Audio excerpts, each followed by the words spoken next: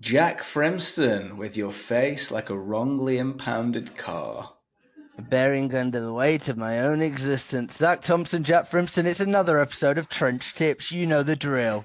How are you? Yes, I do. I'm doing bloody okay. How are you bloody doing?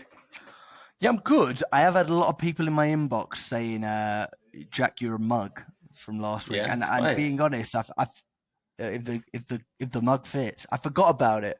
So I was a bit hurt and impacted. Cyberbullying, it does exist. Yeah. Well, I forgot about it, and I got up this morning. I got up very early in the week, and first thing on my phone, you're a mug. I was like, That was from what? me though. That was me. That was me That was you. texting you, wasn't it? That was You're a you with your mug. motivational affirmations in the morning. I've got an idea for today's trench tips, but before Okay, we mate. do that, I wanna tell you a story. All right, I'm listening.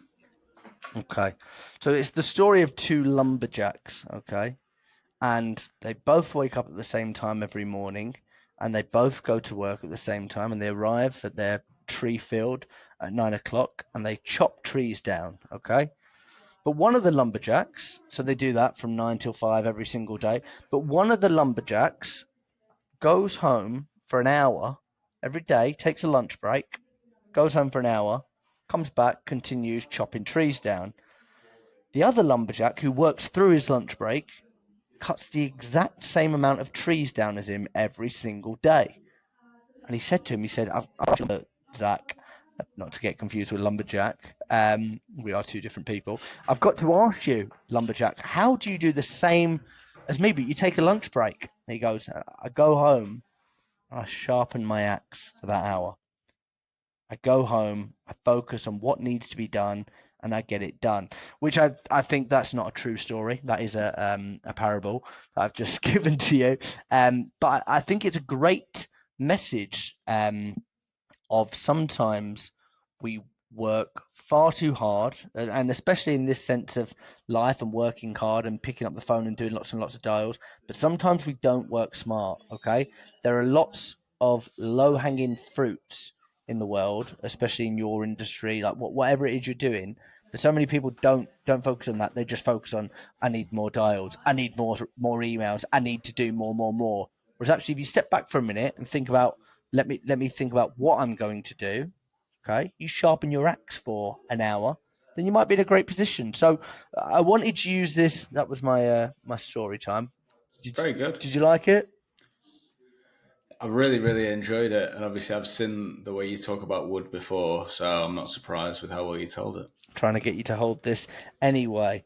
This story, yes. So let's talk about your wood for a minute, and let's talk about Okay.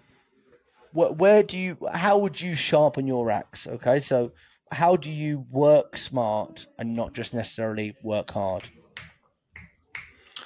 It's a great question, right? And prospecting can be a very blunt instrument.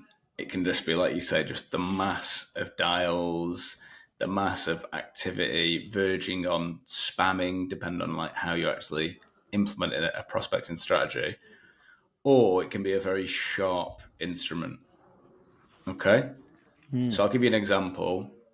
When I first started the business, the deficit that I had was there was no infrastructure in terms of like dialing and tech stack and stuff like that. Nothing to empower me, no cognizant yet. Nothing like that was involved, right? But I did have this phone, and I did have an understanding of where people might be who were looking to solve the problem that I solve. So what I thought was, well, where would they be? They've got the problem, they've got the motivation, they're actively spending money on solving the problem. And what I started doing was looking at exhibitor lists for Hmm. events, calling them up, and typically at some of these exhibitions, it's small businesses, so it's not going to be too difficult to speak to the owner and have a decision made quite quick. And then when I'd introduce what I was doing, I'd know they were spending money on exhibition stands, and they'd say, "Oh yeah, we're trying to solve that problem right now. Yeah, we're trying to find more people we can work. We're trying to take more. What are you doing at the minute to try and fix that? Oh, we're going to events. What results have you seen?" And I know 70% of leads that are generated from events aren't followed up with anyway. Mm-hmm. So that was one of the areas, which is a case of I didn't have the infrastructure in place yet to make 150, 300 dials. But what I did have was where would people hang out and show signs that they have these problems. Yeah. So, I mean, that feels like something that is obvious, but perhaps not. No, it's a great analogy, and I think like if you are. It's not an analogy, mate. I really did it. No, you didn't. It's a story like the Lumberjacks. I think like if you are an actor, and you're wanting to get into the Hollywood films, I think that's what the kids are calling it these days. Like, you've read my bio. Where do you hang out? Like, go to the restaurants, the bars, the hotels where those people are going to be, and network. So think about like where your ideal audience is. And that I'll share another one with you, which I think is brilliant for like work smart, not hard. If you're using LinkedIn, one of the things you could do is find out who people that have recently joined a company. So job titles. Typically, if somebody has just been brought in, a new CRO, a new IT director, or a new CEO, they're probably brought in to fix problems. That's what they're there. That's what a new hire is. When we hire new salespeople, it's to work on our resources or to get new business or new leads and X, Y, and Z. So think about why would somebody be hiring X job, okay? And that's like a great little low-hanging fruit pile to go after when it comes to working smart and not just necessarily working hard. Exactly. And if you're selling, let's say, like, I'll give you something tough to sell, right? If you're selling anything to do with well-being, mental well-being to big corporates, the PR stance will be they really care about mental health, right? But you'll speak to a lot of CEOs in those businesses who say, actually, they could just leave if they weren't happy, or get a grip, or it wasn't like this in my day, snowflakes, etc., right? But actually, there's two kinds of CEO, two kinds of big business leader in that space. There's cocaine and prostitutes who probably will think like that. Then there's also, I'm an ultra marathon runner CEO.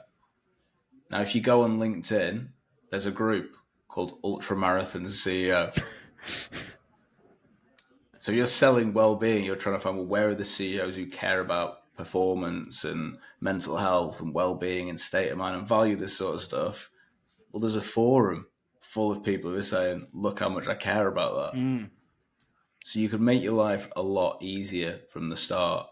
And I just think sometimes it needs, before you just jump in, just bang the volume and this isn't working and whatever else.